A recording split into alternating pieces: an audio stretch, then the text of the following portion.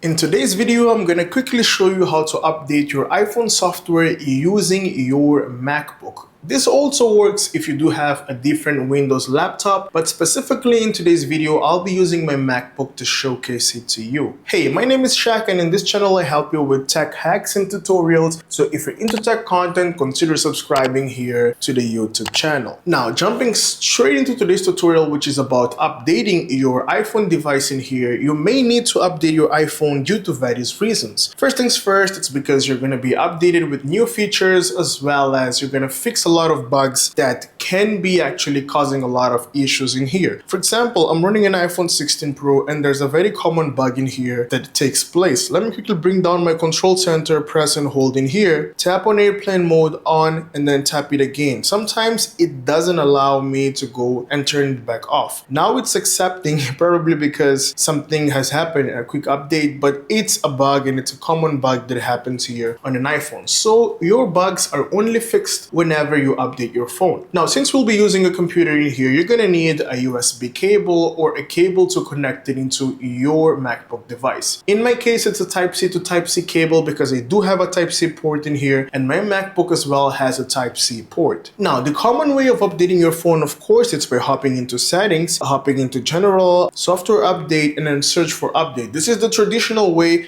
without using your computer. But if you want to make it much robust, much secure, or whether you want to restore some backed up data also from your computer, you can use your computer. Now, in order for this to happen, you need to connect, first things first, the very first end of your iPhone device here into your cable here into your iPhone device, and then connect the other end into your MacBook. Here on your MacBook, as soon as you connect your iPhone device into your MacBook device, you'll be able to see a pop-up in here saying, hey, do you want to update or restore your iPad or your iPhone? But if it doesn't show up, no problem. You just need to tap here on Finder to open up your iPhone device. You just need to tap on your device here at the left corner or the left tab. You'll be able to see the name of your device. In my case, the name is fixed by Shaq. As you can see, it's an iPhone 16 Pro with over 128 gigabytes of storage. Now, once you are here, the next thing you want to do is simply tap on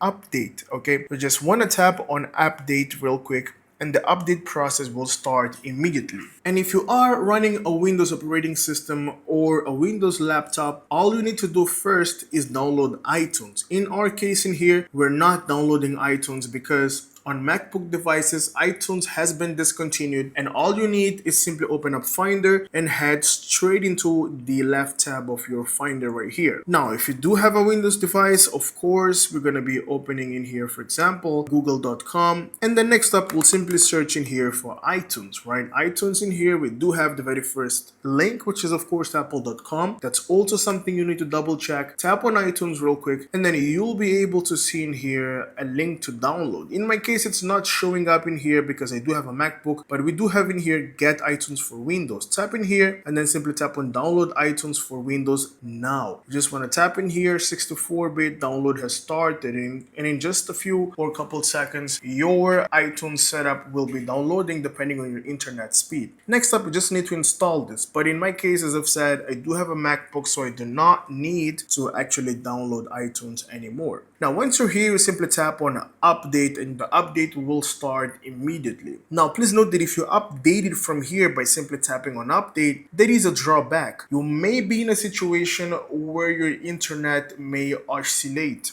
And if that happens, your phone will probably go into a corrupt state, which will complicate things further, and you'll have the need to restore your iPhone and lose all your data. So there is a small risk in here if you simply tap on update. Okay, so what I would recommend you guys to do is to download separately the installation file and then install it here into your iPhone device. How do we do that? We simply need to hop into our internet browser, and then we need to go straight into this website, which is IPSW.me. Next Next up, I'm gonna hop into this website and it's loading, and then we can here select the device that we wish to install the operating system on. In my case, of course, it's an iPhone, so we'll select iPhone in here real quick. Next up, we need to select in here whether it's an iPhone 17, an iPhone 16, an iPhone 15, 14, whichever model you have. Even iPhone 2 shows up in here. So we'll be going with an iPhone 16 Pro right here. Tap on it, and then you'll be able to see in here the latest released update, which was released on 11th February 2026. Yesterday, pretty much.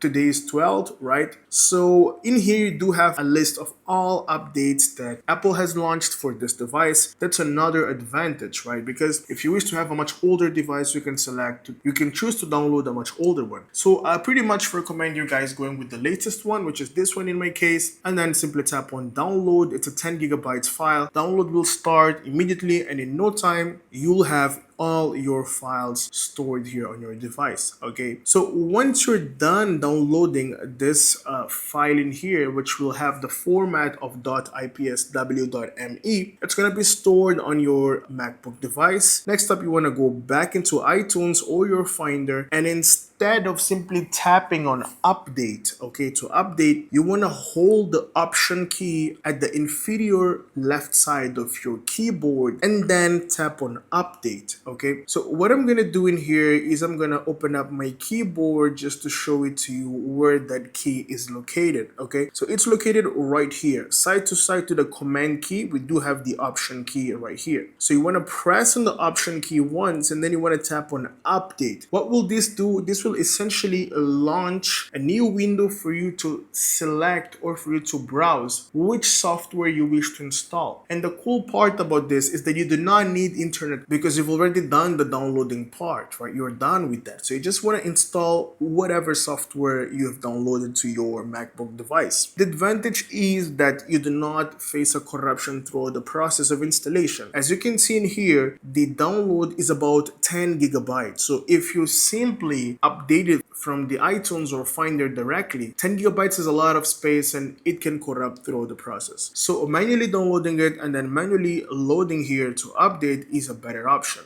Simply press and hold option, tap on update. Now, if you do have a laptop, a Windows laptop, you want to press and hold on left shift key instead of the option because you do not have option. Option is a MacBook keyboard layout. Once you tap on shift, tap on update, and then you'll be able to find that same folder, browse through it, and find that specific file that you've downloaded it and select it, and update will start immediately in here taking place. And this will take you a few minutes. Now, do not worry, no data will be lost throughout this process. It's a completely simple and easy way on how you can update your iPhone in here using your Mac. Thank you so much for making it till the end of the video. And if you find my content useful, consider subscribing, like the video, and let me know down in the comment section if you do have any question or doubts so we can discuss further. Thank you so much for watching Fixed by Shaq, and I'll see you in the next one. Have a great day.